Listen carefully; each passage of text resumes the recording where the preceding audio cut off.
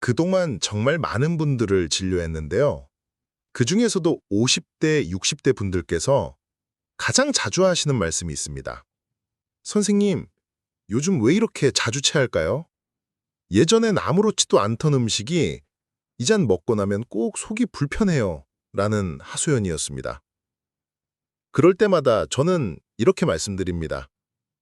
이건 단순히 위장만의 문제가 아니라 나이 들어가면서 생기는 자연스러운 변화입니다. 하지만 관리하면 충분히 좋아질 수 있는 문제라고요. 안녕하세요. 30년 가까이 내과 진료실을 지켜온 내과 전문의 김진수입니다. 지금 이 영상을 보고 계신 여러분, 혹시 평소에 자주 소화불량을 겪으신다면 지금 이 글이 정말 큰 도움이 될 겁니다. 이 영상을 통해 겪고 계신 불편함이 왜 생기는지, 그리고 어떻게 하면 다시 편안하고 활기찬 일상을 되찾을 수 있는지 자세히 알려드릴게요. 구독과 좋아요는 더 좋은 정보를 만드는 데 큰 힘이 됩니다. 그럼 이야기 이어가 볼게요. 첫 번째는 식사량을 줄이고 횟수를 나눠 드세요. 한 끼에 너무 많이 드시면 위장이 그걸 감당하지 못하고 쉽게 더부룩해집니다. 나이가 들면서 위장의 소화 능력은 자연스럽게 떨어지기 때문이죠. 마치 무리한 운동으로 지친 근육처럼 위장도 과부하가 걸리면 쉽게 피로해집니다. 따라서 조금씩 자주 먹는 것이 소화불량 해결의 핵심 비결입니다. 제 환자 중에 62세 이정자 어르신이 계셨는데요. 이분은 평생 새끼 꼬박꼬박 푸짐하게 잘 드시던 분이었습니다. 그런데 최근 들어 밥만 먹으면 체하고 소화가 안 돼서 위장약을 달고 사셨죠. 진료 중에 제가 여쭤봤어요. 혹시 한 끼에 얼마나 드시냐고요? 그랬더니 한 공기 반은 기본이고 반찬도 이것저것 푸짐하게 드신다고 하시더군요. 그래서 저는 하루 3끼에서 4끼로 식사 횟수를 늘리고 한 끼 양을 반 공기로 줄이자고 제안했습니다. 처음에는 양이 너무 적다고 걱정하셨지만 2달 뒤 다시 오셨을 때 이정자 어르신 본인이 먼저 기쁜 목소리로 말씀하시더군요. 선생님, 체하는 게 완전히 없어졌어요. 요즘은 속이 너무 편해서 아예 습관이 됐어요. 이처럼 작은 변화가 큰 차이를 만들어냅니다. 두 번째는 꼭꼭 씹어서 드셔야 합니다. 사람이 나이 들면 침 속의 소화효소 분비가 줄어듭니다. 소화는 입에서부터 시작된다는 사실 알고 계셨나요? 음식을 충분히 씹지 않으면 위장이 훨씬 더 많은 일을 해야 합니다. 위장이 과도하게 일하면 쉽게 지치고 결국 소화불량으로 이어지는 거죠. 따라서 식사하실 때 최소 30번은 꼭꼭 씹어 드시는 습관을 들이는 것이 매우 중요합니다. 처음에는 번거롭게 느껴질 수 있지만 습관이 되면 훨씬 편안하고 자연스러워질 겁니다. 제 친구 박 선생님의 얘기를 들을게요. 60세가 넘으면서부터 밥만 먹으면 속이 답답하다고 하소연하더군요. 옆에서 보니 밥을 거의 마시다시피 5분 만에 다 먹는 것을 발견했습니다. 그래서 저는 박 선생님에게 한 끼에 30번 이상 씹기 실험을 같이 해보자고 제안했습니다. 놀랍게도 단 일주일 만에 트림이 줄고 소화가 훨씬 잘 된다며 박 선생님 스스로 식사 시간을 늘려가고 있더라고요. 음식물을 잘게 부수고 침과 섞이게 하는 이 단순한 과정이 위장의 부담을 덜어주고 소화 효율을 크게 높여줍니다. 세 번째는 기름진 음식과 찬 음식, 줄여야 할 때입니다. 튀김, 삼겹살, 냉면, 아이스크림, 맛있는 음식이지만 이런 음식들은 위를 차게 하고 위장이 일하는 속도를 늦춥니다. 차가운 음식은 위장 혈관을 수축시켜 소화의 분비를 방해하고 기름진 음식은 소화에 더 많은 시간과 노력이 필요하게 되죠. 결국 소화불량과 더부룩함을 유발하게 됩니다. 58세 한상우 씨가 생각나네요. 이분은 주말마다 가족과 삼겹살 파티를 하시던 분이었습니다. 그런데 어느 순간부터 삼겹살을 먹고 밤새 소화가 안 되고 트림에 복통까지 생기더랍니다. 저는 한상우 씨에게 일단 튀김류, 고김류를 줄이고 돼지고기 대신 생선으로 바꾸고 찬 음식도 끊고 따뜻한 국 중심으로 드시게 했습니다. 한 달 후 한상우 씨는 선생님, 요즘은 소화도 잘 되고 잠도 잘 옵니다. 라며 활짝 웃으셨습니다.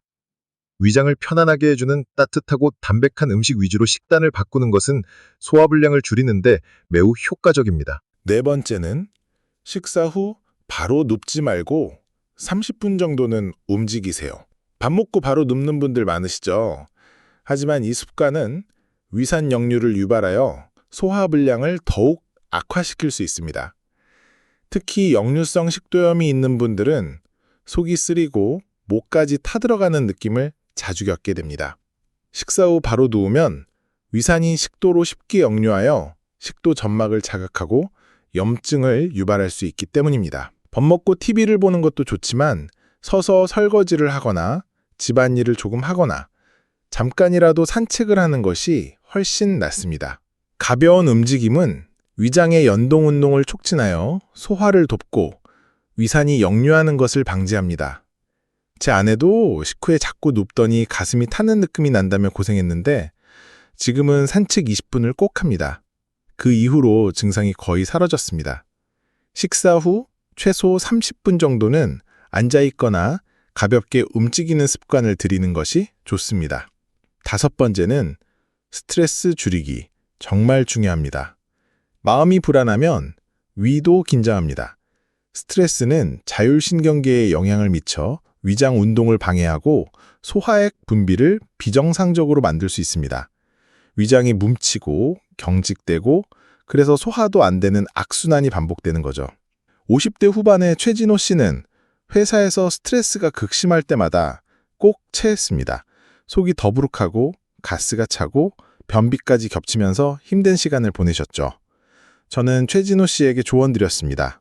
퇴근 후에는 스마트폰을 좀 멀리 두고 조용한 음악을 들으면서 스트레칭을 해보시라고. 일주일에 2번은 친구들과 산책도 하시라고요. 한 달 정도 지나니까 스스로 놀랄 정도로 속이 편해졌다고 하시더라고요. 스트레스를 관리하는 것은 위장 건강뿐만 아니라 전반적인 삶의 질을 높이는 데 필수적입니다. 명상, 요가, 가벼운 운동, 취미 활동 등 자신에게 맞는 스트레스 해소법을 찾는 것이 중요합니다. 6번째는 소화효소나 유산균, 때로는 도움이 됩니다. 필요한 경우 현명하게 활용하세요. 나이가 들면 소화효소 분비가 자연스럽게 줄어듭니다. 이때 부족한 소화효소를 외부에서 보충해주는 것이 소화불량 증상을 완화하는 데 도움이 될 수 있습니다. 소화가 너무 안 되는 날은 소화제나 유산균, 마그네슘 보충제 등을 잠깐 활용하는 것도 괜찮습니다.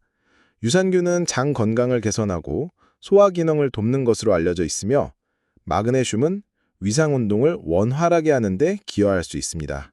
단, 무턱대고 의존하시면 안 됩니다. 이러한 보조제들은 일시적인 도움을 줄 뿐 근본적인 해결책은 아닙니다. 정기적으로 소화가 안 되는 원인을 점검하고 의료 전문가와 상담하여 자신에게 맞는 보충제를 선택하는 것이 중요합니다.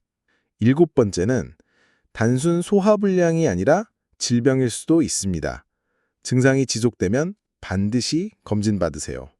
소화불량은 단순한 불편함으로 그치지 않고 때로는 심각한 질병의 초기 증상일 수도 있습니다. 위염, 담적병, 담낭 문제, 심지어는 초기 위암까지도 소화불량으로 시작할 수 있습니다. 이러한 질환들은 초기에 발견하여 치료하는 것이 매우 중요합니다.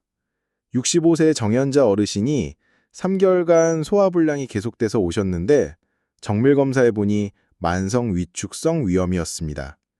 초기에 발견해서 약물 치료를 잘하고 계시는데 조금만 늦었으면 큰일 날 뻔했죠. 그러므로 속이 자주 더부룩하고 식욕이 줄고 체중도 빠진다? 이런 증상이 나타나면 지체하지 말고 꼭 병원에 들러보셔야 합니다. 정기적인 건강검진은 물론 위와 같은 이상 징후가 나타났을 때는 반드시 전문가의 진찰을 받아 정확한 원인을 파악해야 합니다. 이제 마지막으로 제가 정말 감명 깊었던 한 분의 사례를 말씀드릴게요. 60세 김말수님은 1년 넘게 소화불량이 시달리셨어요.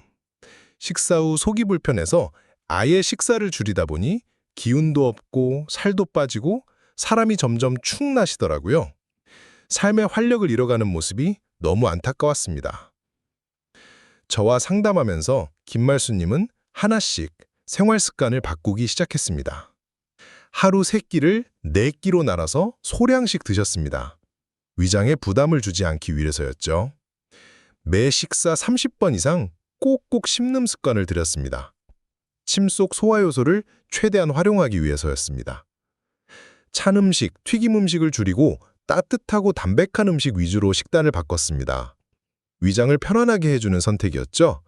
식후엔 무조건 20분 산책을 하셨습니다. 위산 역류를 막고 소화를 돕기 위해서였습니다. 스트레스 해소용으로 가벼운 요가를 시작하셨습니다. 마음의 평화가 위장 건강에도 좋다는 것을 깨달으신 거죠. 유산균과 소화효소는 하루 한 번 보조적으로 활용하셨습니다. 부족한 부분을 채워주기 위함이었습니다.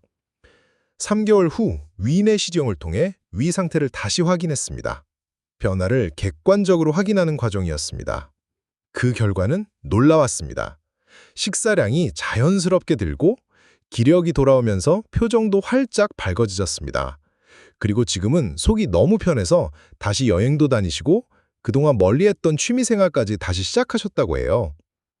김말수님의 사례는 나이 탓으로만 돌리던 소화불량이 충분히 극복될 수 있다는 것을 여실히 보여줍니다. 이 말씀을 꼭 드리고 싶어요. 나이 들어서 당연히 그런 줄만 알았던 불편함은 관리하면 반드시 좋아질 수 있습니다. 작은 변화 하나가 여러분의 인생의 큰 전환점이 될 수 있습니다. 오늘 내용 혹시 주변에 소화불량으로 고생하시는 분 계시다면 꼭 공유해 주세요. 영상이 도움되셨다면 구독과 좋아요 부탁드리고요. 저는 또 다른 건강 이야기로 곧 다시 찾아뵙겠습니다. 고맙습니다. 늘 건강하세요.